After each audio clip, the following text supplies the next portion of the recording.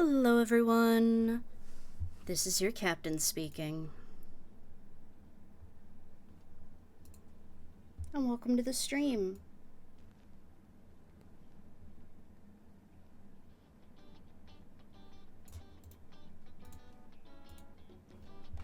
Gonna have a little bit of jazzy chill music in the background, as usual, courtesy of the Jazz Hop Cafe. Whoops, this image is still there. Lamau, I'm good at my job. Game capture.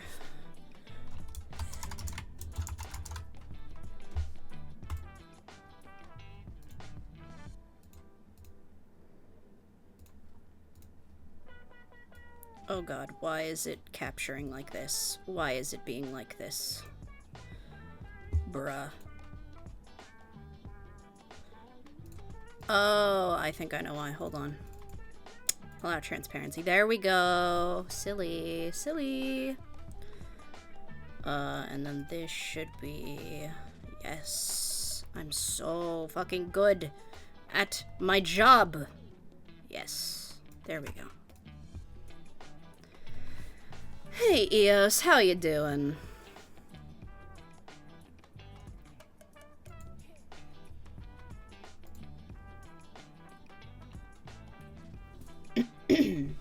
Getting by, you? Mood.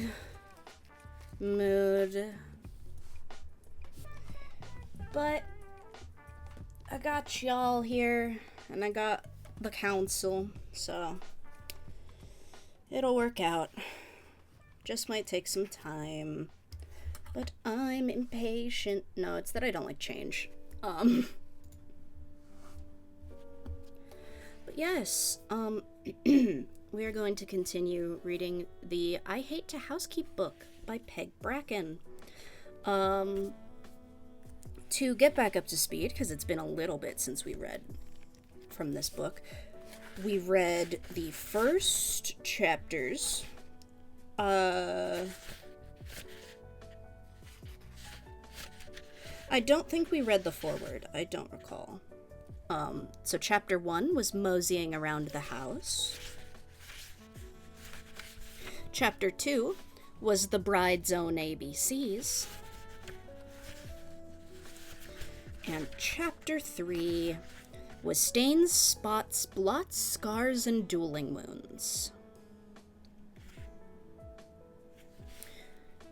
Stains, not staying, thank you, captions.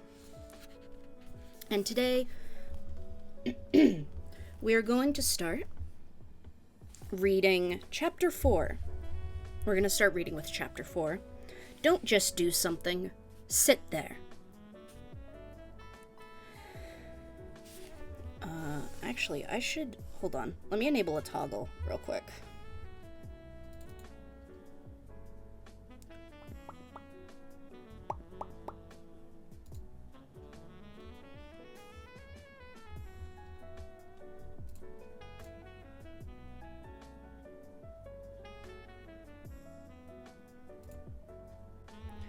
Big hand. Give me a second.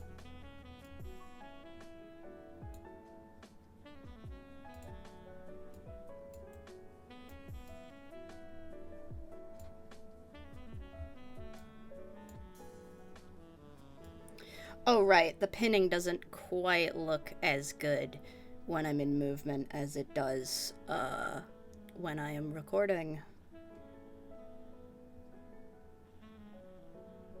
But you know what? It's fine. It's covered mostly by the desk. It's fine.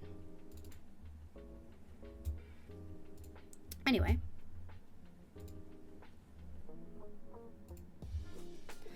So yes, don't just do something, sit there. It is a fine and heartwarming thought, if it be a random housekeeper who is doing the thinking, that there are numerous household chores you don't need to do. Many problems, if you don't face up to them, will go away, or will, in one fashion or another, solve themselves. Very probably you've seen this work out in areas other than housekeeping. You may have noticed, for example, all the good time and energy wasted by conscientious people in trying to untangle their bank statements.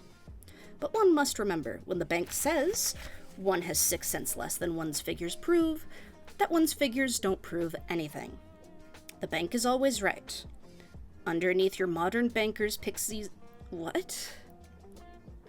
Underneath your modern banker's pixie twinkle, there lies mathematical genius.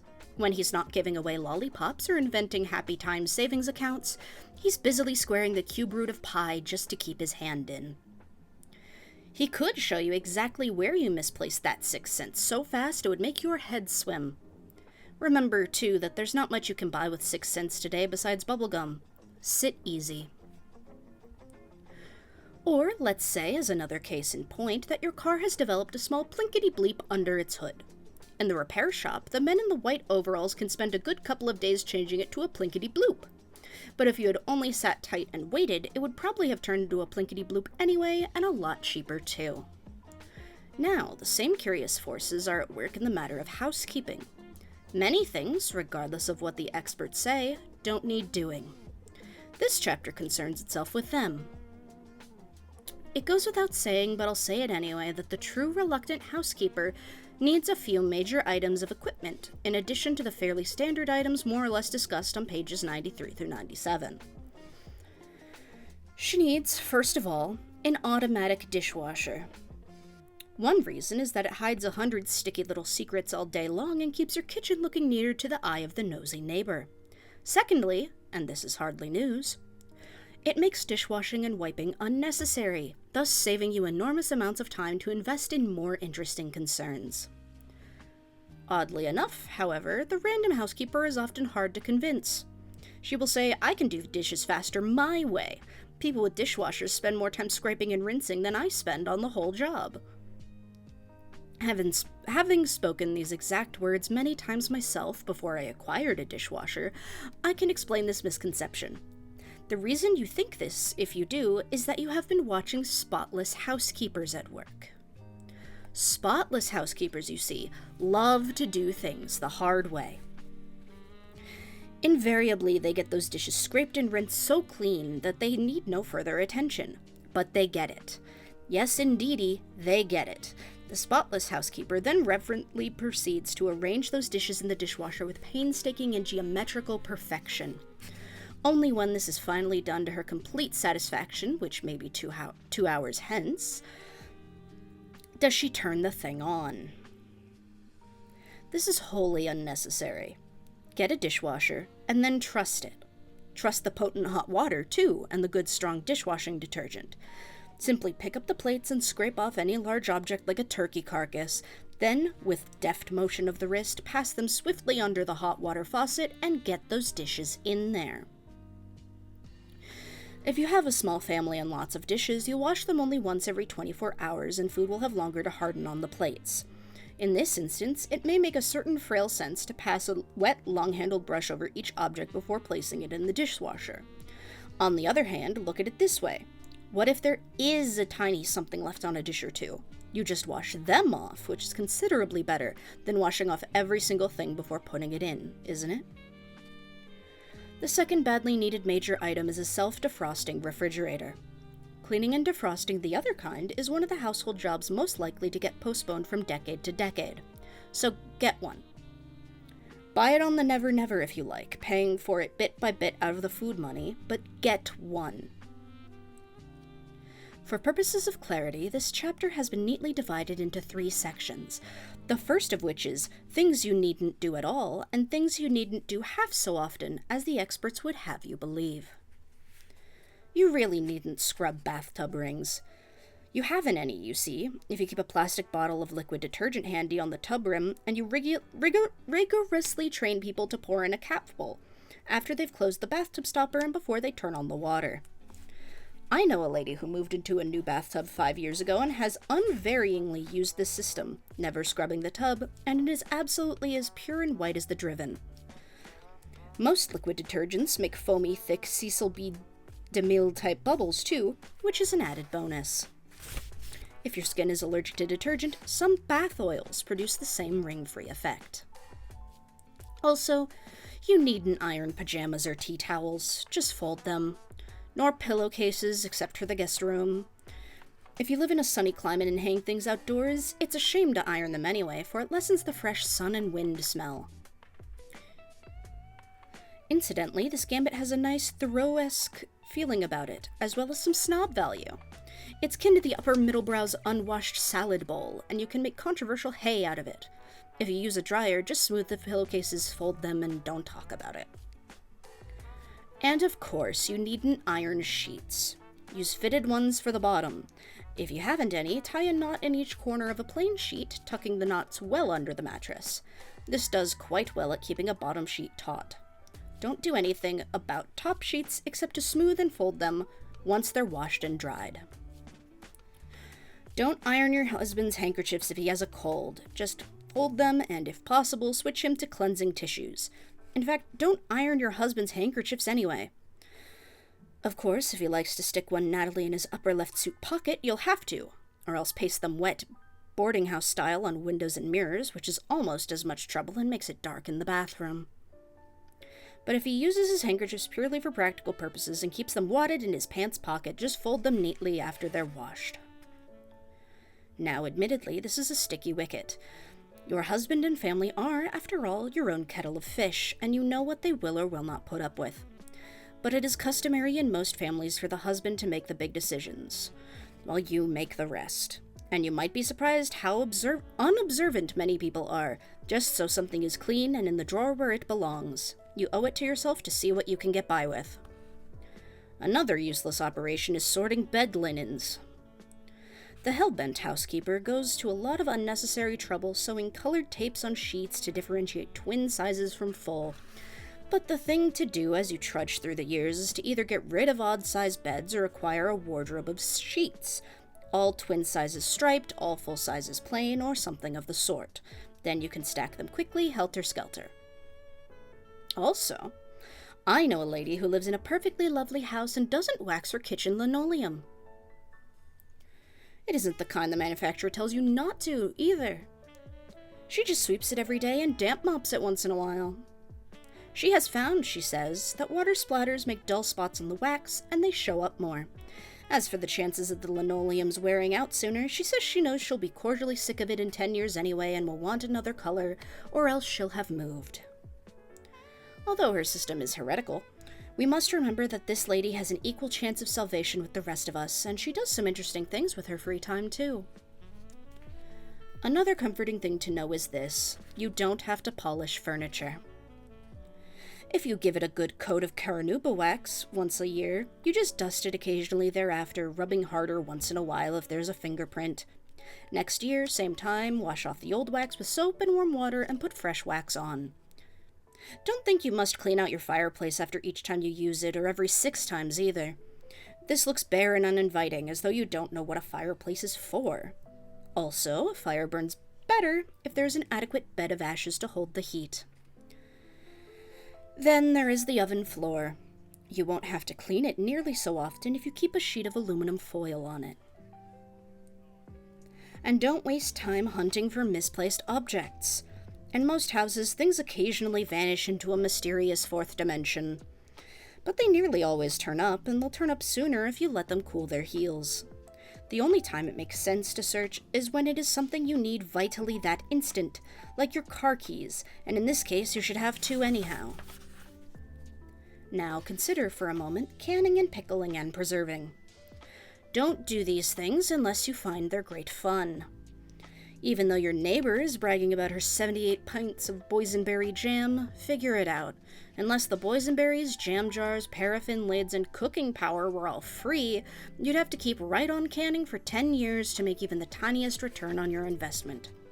You'd be surprised, too, how fast a family can get tired of boysenberry and want marmalade. As for moths, don't do anything about them unless you're sure they're around. Otherwise, you'll waste many a bright afternoon which would be better spent seeing your friends or practicing your judo. Check with your neighbors or the lady across the hall. If they've had problems, maybe you will. So then you can put your small woolen things in a mason jars with a few mothballs or a squirt of moth fixer, and your bigger things, with ditto, into well-sealed plastic bags or cedar chests. However, I've never done anything about moths in my life, except to cheer once when they kindly ate up a sweater I never liked in the first place. They haven't been back since. Some girls feel pretty smug because one afternoon they hung their woolens out to air in the spring sunshine, but the moth experts say that's a good way to assure yourself of a truly dandy crop of moths. The sunshine warms whatever moth eggs may be in the clothes, you see, and hastens the hatch. When the clothes get back into the dark closet, the moths will surely bust out all over. And you shouldn't darn socks. Rub the sock heels with paraffin or soap after every 3 or 4 washings if your family is rough on socks, but don't darn them unless you're terribly broke and a marvelous darner. Otherwise, your family will have that touchingly poor but honest look. Also, the lumps may give them blisters and you'll spend on band-aids what you saved on socks. Unless you are willing to go the whole route, weaving back and forth the material around the hole so the darn won't fetch loose again next week, do not bother. Bum bum bum. Says my grandmother in the other room, bumping the wall. She agrees. Don't mend rips in sheets either, unless it is a very small rip in a reasonably new sheet. Then use press-on tape. If it's an old sheet, it will tear again shortly in a new place. You might as well face facts and use it as an ironing board cover or cleaning rags. Or you could make some curtains out of it sometime when you're snowed in. And for heaven's sake, don't scrub dirty cuffs and collars with a brush. Don't scrub them at all. Wet them, then dip them in your bucket of soap or detergent beads so they resemble a little child's sandy feet at the seashore, then throw them into the washer. Or soak them for 15 minutes in a basin of hot water to which you've added a couple tablespoons of Sal soda. Then throw them into the washer.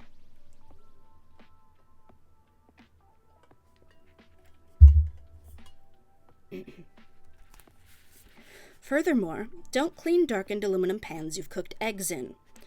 You can do it, mind you, by putting a quart of water in the pan and adding 2 teaspoons of cream of tartar, then boiling it for a while, but it will swiftly darken next time you cook an egg. Just keep a pan for egg cooking purposes discreetly in the cupboard. Another thing, don't be too quick to call up and report a broken sewer line or the fact that the power went off. Unless you live in an extremely lonely spot, this is foolish. The world is full of nervous Nellies who would rather report things out of order than eat. No matter how fast you make it to the phone, they will get there first. I once knew a lady who, seeing her telephone pole go down in a brisk wind, called the phone company to report her phone out of order. And they said, "What number are you calling from, please?" And she said, "Why, mine." And then blushed herself into a rapid decline and has never been quite the same girl since. Finally, don't wash spinach unless you have to. First, find out. Put a piece of cheesecloth or a thin towel in a colander with the spinach on top. Run water through it.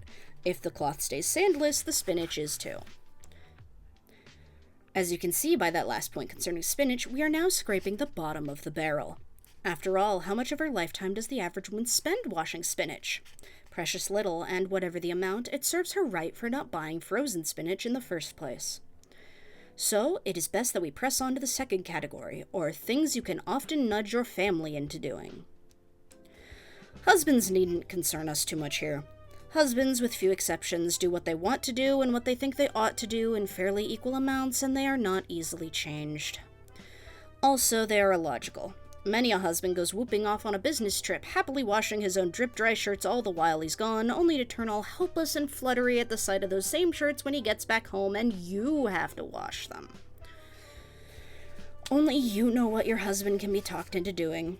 If you come, as I do, from a long line of Southern belles who feel it is someone else's job to empty the waste baskets, you may be able to get this fact across to him. Then again, you may not. Or you may find, as I have found, that he likes to sharpen knives. This seems to bring out the warrior in some husbands. If you get him a nice little electric knife sharpener as a gift someday, he may surprise you by keeping the kitchen cutlery in pretty fair shape. If he doesn't, and you don't know how to work the thing yourself, you can always take the butcher knife out in front of the curbing. I'm sorry. If he doesn't, and you don't know how to work the thing yourself, you can always take the butcher knife out in front of the house and give it a few swipes against the concrete curbing. This may frighten the neighbors, but it will put a fair edge on a blade. Still, these are mere odds and ends, and it is the children in the family who can help the most, because here you can call the shots.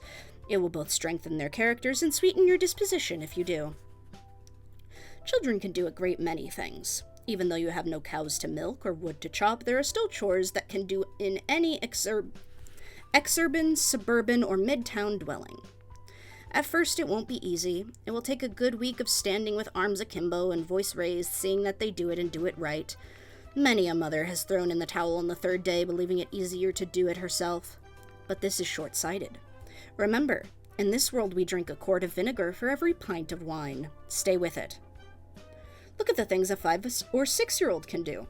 He can make his own bed every day. It will be a little sloppy nest at first, but it will improve with time. Put his clothes back in the proper dresser drawers. You can explain clearly which drawer is for what. Then, when this goes in one head and out the other, as it very probably will, you can cut out magazine pictures of shirts, underpants, etc., and paste them on the appropriate drawer fronts.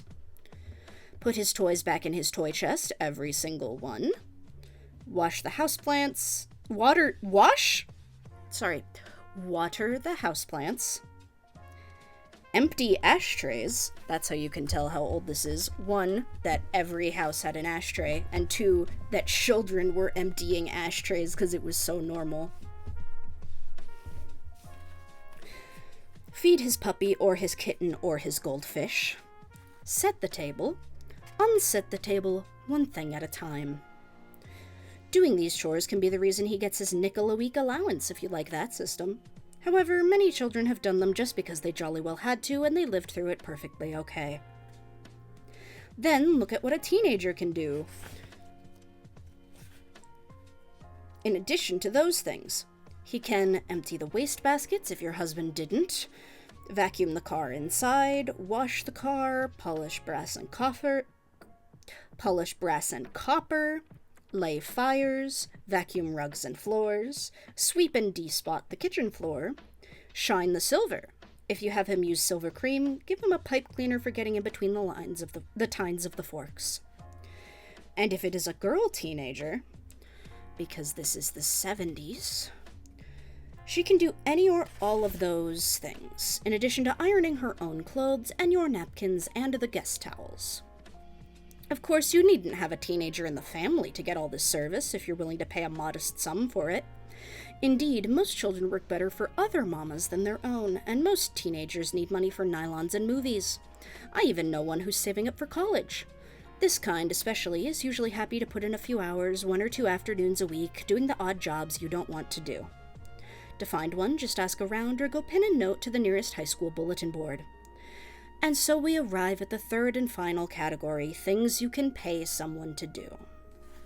There is hardly a household chore that you can't pay to have done if it bugs you that badly. Of course, paying for it hurts. It is one of life's little ironies that the lady who really needs professional help is the one who least enjoys spending money for it. Contrariwise, the spotless housekeeper usually welcomes assistance, so she can clean her basement twice a day instead of only once. But if there's a household job you particularly and truly loathe, don't believe the Sunshine Sisters who tell you you'll learn to love it if you do it their way. I've read articles, for instance, on how to make ironing fun. You save it all up for the afternoon, they say, and you put on a fresh house dress. Then you open a window to catch the cool breeze, and you tune in the radio to your favorite program, and you sit on a stool behind your ironing board, and then you iron, pausing once in a while to crow with delight as you see the freshly ironed duds pile up.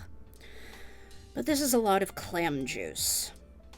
You are still ironing, and if ironing makes you come over all introspective, you'd better send your washing to the laundry. You can charge it off to mental health. In addition to laundries, of course, there are janitorial and house cleaning companies. You'll find them in the yellow sections of the phone book in any fair-sized community. Again, this is from back when we actually had phone books, which actually phased out during my lifetime. If you are rich enough, you can have them come 1 or 2 days a week and do everything on a contract basis. If you aren't, you can decide what is your worst bête noire and have them do only that. Woodwork, cleaning the oven and shoveling out the garage, washing windows. Or if you are broke but desperate, hire one man for 1 hour and tell him to do his darndest. An advantage of these gentlemen, they're usually gentlemen reassuringly bonded, so you can stay either in the house or out of it while they're in it, is that they bring their own soap and mops and buckets. All you provide is water and the paycheck. And, of course, in almost any town you can get housekeepers by the day to come weekly or bi-weekly or whatever you can afford. If you are extraordinarily lucky, you may get Mrs. Rosemary Hayes, but you can't get her on alternate Fridays because that is my day. She's a professional housekeeper of intelligence and charm who has been my rod and my staff for more years than I care to count up. She considers the house her responsibility, and she sees to it that no nook or cranny is overlooked for too long. To each according to its need, she feels, rotating things nicely, and thus, in spite of me, she keeps the show on the road. To sum up, if you put your mind to it and play your cards right, there are a great many things you don't have to do. Things could be worse, much worse, and let us all remember that and count our blessings. And that is the end of chapter 4. Give me a minute to drink some water.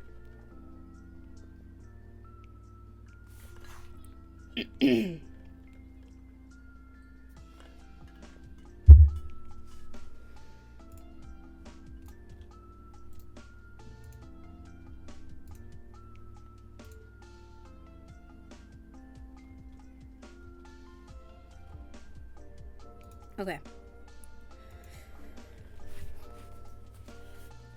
Chapter 5. Dinner will be ready as soon as I decide what we're having. One of the more widely circulated myths concerns the young married couple in crisis. The husband unexpectedly brings the boss home to dinner, and the wife either rises or doesn't rise to the occasion. In the how-to articles, she usually rises, adding a little sherry to the canned soup. In the made-up stories, she usually doesn't do herself too proud, although you get the impression that she'll certainly do better next time.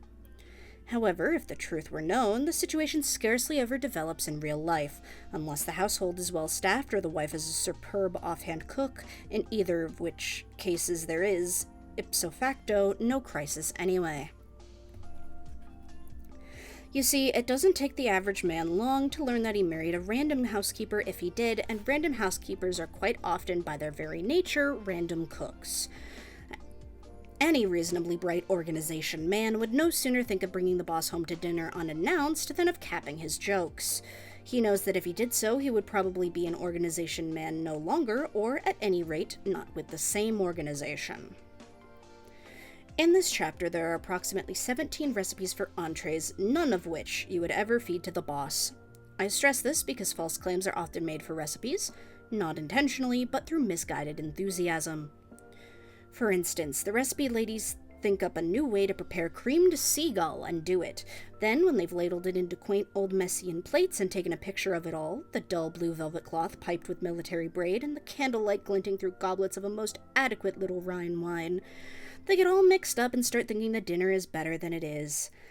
But in the words of old Dr. Johnson, it still isn't a meal you'd ask a man to.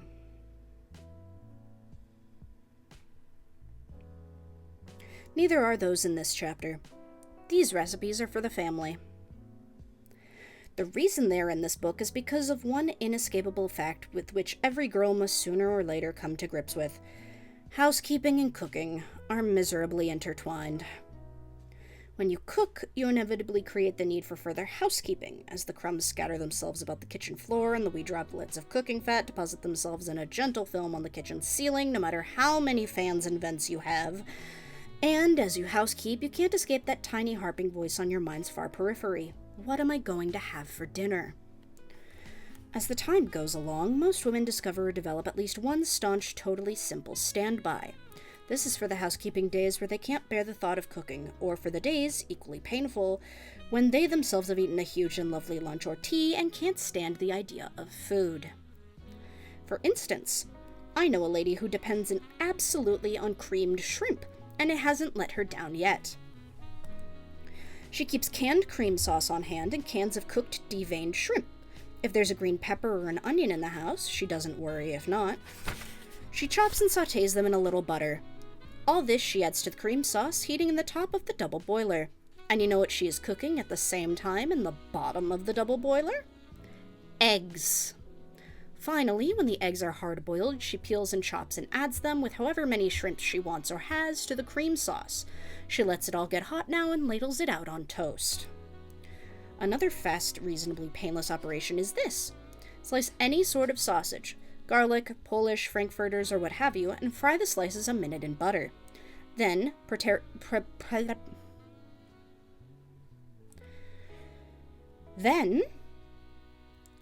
a box of ready mixed potatoes au gratin.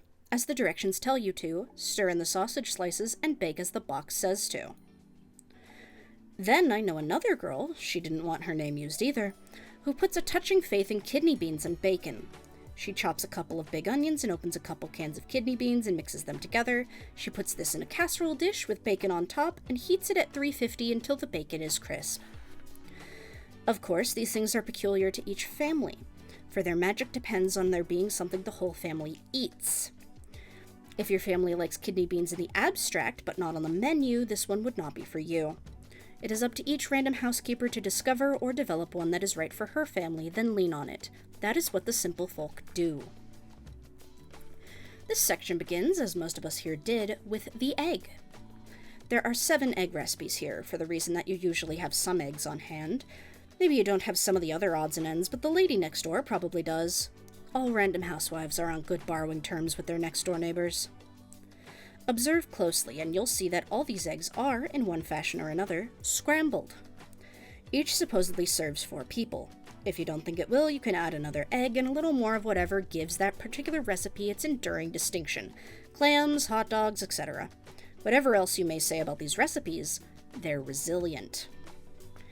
The first is a well-traveled old recipe from high in the Swiss Alps. Egelweiss? Serves 4. First, spread some buttered toast with deviled ham to serve it on.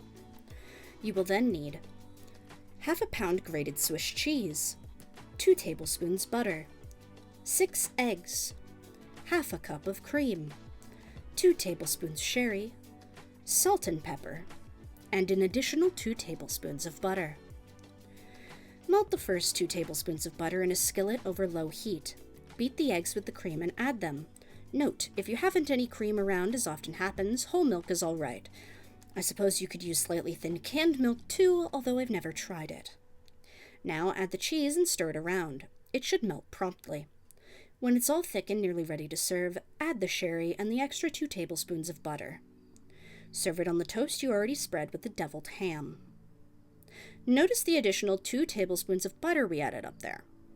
True egg aficionados say this makes any scrambled egg dish taste better. Next recipe. Adventurous eggs. The big thing here is you can add what you feel like adding to the chipped beef and eggs. It needn't be sliced artichoke hearts. It could be sliced green or black olives, or walnuts, or even some garlic croutons, although if it were garlic croutons, it would be a little repetitious to serve it on toast. There is no salt in this recipe because chipped beef is generally salty enough. You will need 6 eggs, a jar of chipped beef, whatever size you have, 2 tablespoons of butter, a can of artichoke hearts sliced. Melt the butter in a skillet over medium heat, then frizzle the chipped beef in it with it. Melt the butter in a skillet over medium heat, then frizzle the chipped beef in it for a few minutes.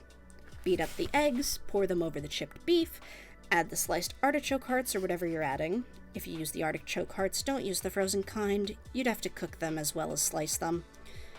Cook it all for a minute until it's reasonably firm, then serve on toast. Eggs Rodrigo.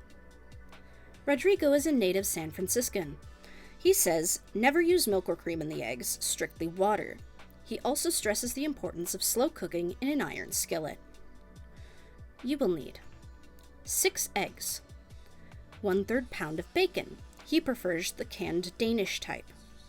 6 teaspoons of water, 1/3 teaspoon Worcestershire sauce. Worcestershire. I usually don't have trouble with this word. Worcestershire Sauce. 1/4 teaspoon sugar, 1/8 teaspoon dry mustard, salt, and black pepper. Chop the bacon and fry it till nearly crisp. Then pour out the fat and replace it with a good chunk of butter. Let it sizzle around the bacon. Beat the eggs frantically now with the water and the seasonings. When foamy, pour them over the bacon, cook slowly, and stir constantly. Serve it on toast or English muffins or biscuits or plates. Mr. Panelli's eggs. This can be a good standby if your family is pizza-prone or spaghetti-minded or otherwise Italy-oriented. 3 tablespoons of olive oil, 1 garlic clove, crushed, with a note, if some people in your family... Hold on.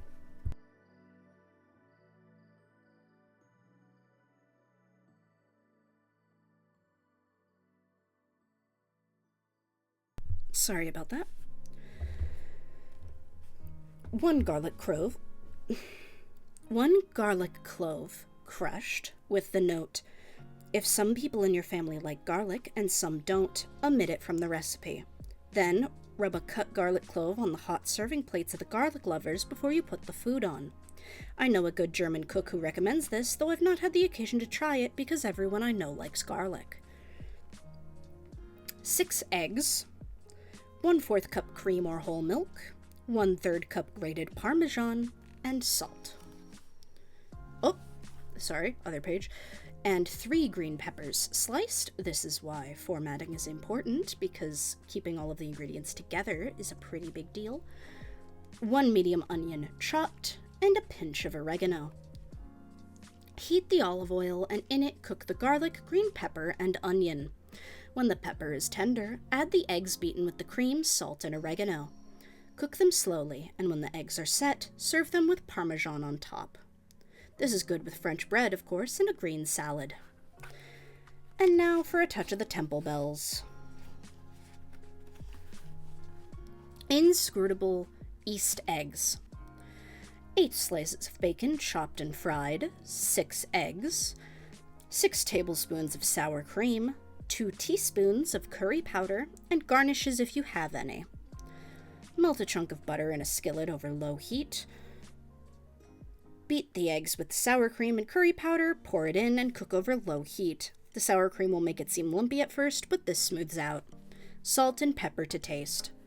Garnish it with the bacon, some chopped nuts and or candied ginger. Serve it with rolls or biscuits on the side. Clam and eggs. This is a good Friday night supper or any sort of late weekend breakfast. First, see to it you have some toast and bacon around and ready to serve with it. Then you will need 1 canned minced clams, drained, 6 eggs, 2 tablespoons of butter, 3 tablespoons of cream or milk. Beat up the eggs with the cream or milk, add the minced clams, pour into the melted butter in your skillet, which is over low heat. Cook and stir till it is reasonably firm, then serve with the aforementioned toast and the bacon. And finally, a good down-to-earth recipe which children have been known to eat. Hot dog eggs. 6 eggs lightly beaten, 4 franks sliced, 4 tablespoons of butter, 1 onion chopped, 1 tablespoon of paprika, 2 medium tomatoes coarsely chopped, salt, and pepper.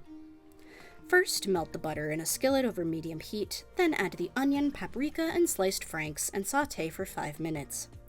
Add the chopped tomato and cook 10 minutes. Finally, add the eggs and stir gently until they're set. You could serve this on hot dog or hamburger buns, split and toasted, or, of course, on plain toast. These 7 egg recipes, besides being fast and easy, are also cheap. Now for some good, fast, easy, cheap bean recipes. Cranberry beans. You will need a good-sized can of New England-style baked beans, say a 1-pound 3-ounce can. 3/4 cupful of cranberry jelly, coarsely chopped. There are 6-ounce cans which hold exactly that. 1 teaspoon of dry mustard, and half a medium onion chopped. Why has the... There we go. Mix all this together and put it in a casserole dish. Bake it from 45 minutes to an hour at 350 degrees uncovered. Beanerinos. You'll need a slice of French bread or plain bread per customer. Toast the slices on one side only. On the other side, spread, in this order, plain yellow hot dog mustard, chopped green onions, a good big dollop of canned beans. Any kind, tomato sauce style or New England. They can be hot from the double boiler if you like, but it's not necessary. A good chunk of cheese, cheddar, Swiss, or what have you. 2 or 3 strips of uncooked bacon. Slide them under the broiler, 4 or 5 inches from the heating element or flame, until the bacon is done. Next, we come to a meal in one employing beans of a different kind. Ham and beans, or depending on how you look at it, beans and ham. You want to have a bottle of grocery store barbecue sauce on hand for this one. If you don't, simmer these things together for 15 minutes. Half a cup of chili sauce, 1/3 cup water, 2 tablespoons vinegar, half teaspoon prepared mustard, 1/4 teaspoon plain salt, onion salt, or garlic salt, 1/2 teaspoon sugar. But this takes, to repeat, 15 minutes. Also you need a ham slice, whatever size and thickness will feed the family, 1 or 2 packages frozen string beans, 1 can of peach halves or pineapple slices, brown sugar, and powdered ginger if you like it. First, cook the beans and drain them, then put them in the broiler pan. Now slash the fat edges of the ham slice so they won't curl. Brush it on both sides with the barbecue sauce. Then lay it on the broiler rack over the pan with the beans in it. Broil one side, then turn it, and before you broil the other, arrange the peach halves or pineapple slices, sprinkled with brown sugar and ginger, on the sides so that they'll broil too. The barbecue sauce and ham juice, plus a little fruit juice, drip into the beans as it all cooks, you see, and everything gets pleasantly intimate. In this matter of reasonably instant suppers, remember hot, thick, filling soup. For instance, on a cold night, minestrone. 1 can bean and bacon soup, undiluted. 1 can minestrone soup, undiluted. 2 cups of water. 1½ tablespoons of butter. 1 small chopped onion. 1/4 teaspoon of oregano. And 1 teaspoon of Worcestershire sauce. Fry the onion about 5 minutes in the butter using a big, deep saucepan. Next, stir in the bean and bacon soup and slowly add the water. Finally, add the minestrone and let it all get hot. And you might give a passing thought to Chicago chowder. Chop and fry about 8 slices of bacon, then pour off all but 2 tablespoons of the fat. In it, sauté a chopped medium onion, then stir in a 7-ounce can of clams, a 1-pound can of cream-style corn, the bacon, and enough milk to make it the consistency you like, say about 1.5 cups. Don't boil it, heat it in the top of the double boiler. With plenty of crackers and fresh canned or frozen fruit, either of these soups will keep people alive. If your family is cheese-minded, they'll probably like this next one. It's a rabbit or a fondue, depending on what you do with it, and it's simple, although it can seem rather polite if you want it to for a luncheon or Sunday supper. In this case, substitute 1/2 cup white wine for 1/2 cup of the milk required and serve it in bowls with broken up French bread and forks for dunking.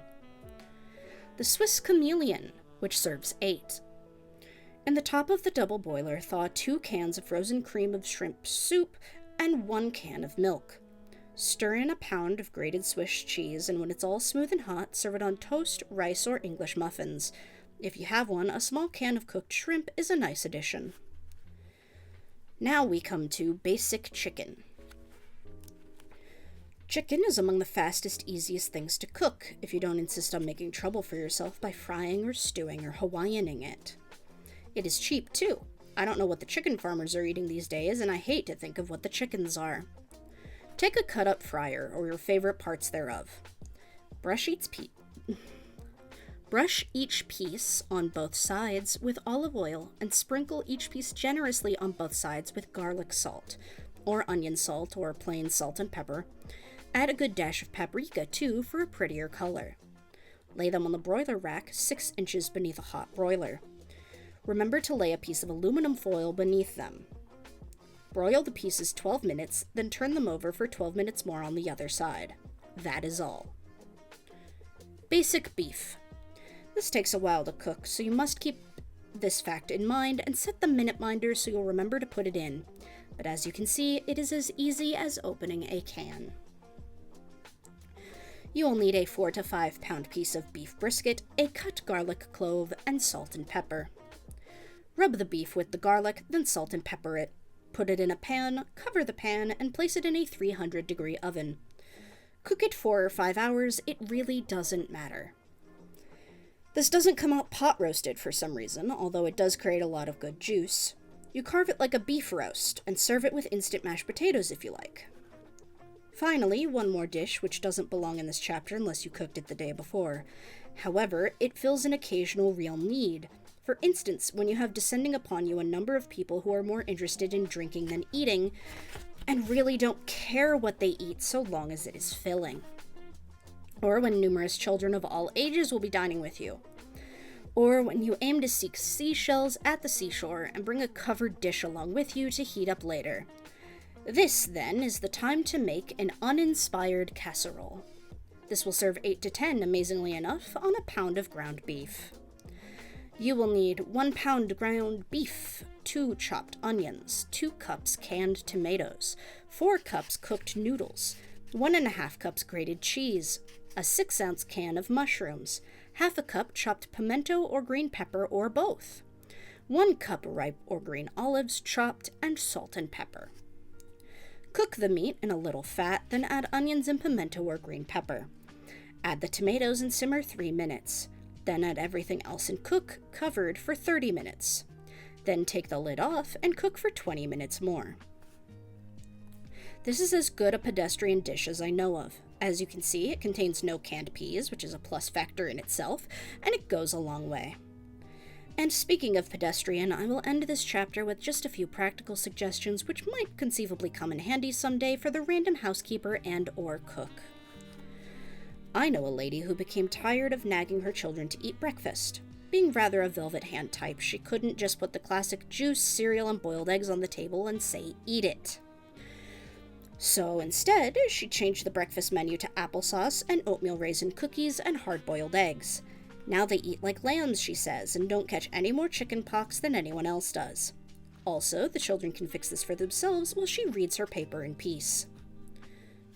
A green salad isn't so apt to get soggy, even though you've had to fix it in advance for some reason, if you put an inverted saucer on the bottom of the salad bowl. Then the oil and vinegar can't collect in a puddle at the bottom. If you ever want to peel peaches ahead, you can immerse them in half milk, half hot water, and they won't discolor. Then you rinse off the cloudiness before you serve them. This is a bother, and it makes more sense just to peel the peaches as you need them, unless circumstances are unusual indeed. Another thing about fruits. Apples, like tomatoes, can be more easily peeled if they've been in boiling water for a minute. You should put oranges in a hot oven for a few minutes too before you peel them. Then all the white fiber will come off easily along with the rind. A lady who has had considerable experience peeling onions tells me that she has tried many ways of keeping the tears back. She held a wooden matchstick in her mouth, but she still cried. She peeled them under water and cut herself. Then someone told her if she'd hold the onion upside down, i.e. with the root end up, and then peel it downward, there wouldn't be so much juice. She tried this, and it didn't work either. At last report, she was holding a piece of bread in her mouth whenever she peeled an onion, and it was working pretty well. However, I doubt it worked as well as using the dried onion flakes out of a jar or box, which you can certainly do whenever you just need the onion taste and not the texture. Onion flakes also solve the problem of getting onion smell off your fingers, though this is no real problem in this day of deodorant soap. A bar of it handy at the sink gets any odor off your hands. Onion, garlic, fish, or anything else I can think of. Just wash your hands with it. It doesn't require half so much muscle to break open a coconut if you put it in a 300-degree oven for 20 minutes before you tackle it. When it cools, it will probably crack open by itself. If it doesn't, just tap it lightly with the hammer. Be sure to put it in the sink first so the coconut milk will have somewhere to go. Then there is plain, ordinary milk. It won't scorch so easily, and the pan will be much easier to wash if you rinse the pan with cold water before you pour the milk into it. You aren't so often stuck for dinner ideas if you customarily carry a small cookbook in your purse. Then, at the grocer's, you may lean against the meat counter and plan your menu. Finding that there's a good special of ground round, you can check your little cookbook for something to do with it. This way, you aren't so apt to end up at home with an idea and no ingredients to carry it out. As for whipped cream, it will stay firm longer, so you can whip it considerably before the guests arrive if you whip it with either honey or powdered sugar, not granulated sugar. And here, finally, is valuable information concerning corn on the cob. You know the way it is with corn on the cob. It requires precise timing, and even though your timing is precise, the family's often isn't. Either the corn is cold when it gets to the table, or it is overcooked. So when you cook corn on the cob, do this. Start it in cold water. Add no salt, but for 4 ears of corn, add 2 tablespoons of vinegar and 2 tablespoons of sugar. Cook it as you ordinarily do, then, for 6 or 7 minutes. Just keep the water hot then, and don't take the corn out until someone's ready to eat it. It will remain at the right edible point for hours. Also, so long as you don't take the corn out of it, the water can get cold and be reheated with no ill effects. And now, until a little bit later on, let us ever so quietly close the kitchen door. And that is the end of chapter 5, and that is where I'm going to stop reading for today because my throat is getting tired, as you can probably tell by my voice, and how I've gotten a little bit of a vocal fry while I have been reading. But that has been 2 chapters of the I Hate to Housekeep book, When and How to Keep House Without Losing Your Mind. I hope that you all have had a good hour sitting here and listening to the book today. As I get warmed back up into talking more, as streams are going to do for me, I will probably be able to read longer, for longer periods of time, I mean. So I will work on that, and hopefully these streams will be able to eventually last 2 hours as well. But for now, we've gotten an hour done, which is pretty good for having not read in months. Big stretch. It's time for a big stretch. Okay. But that's how we're gonna end today. Again, that was the I Hate to Housekeep book by Peg Bracken. And we have been listening to Coffee and Crates by the Jazz Hop Cafe. I will be back again tomorrow to play Overwatch. And I hope to see you all then. Thank you everybody so much for watching. This has been your captain speaking. Have a good one, everyone. Take care.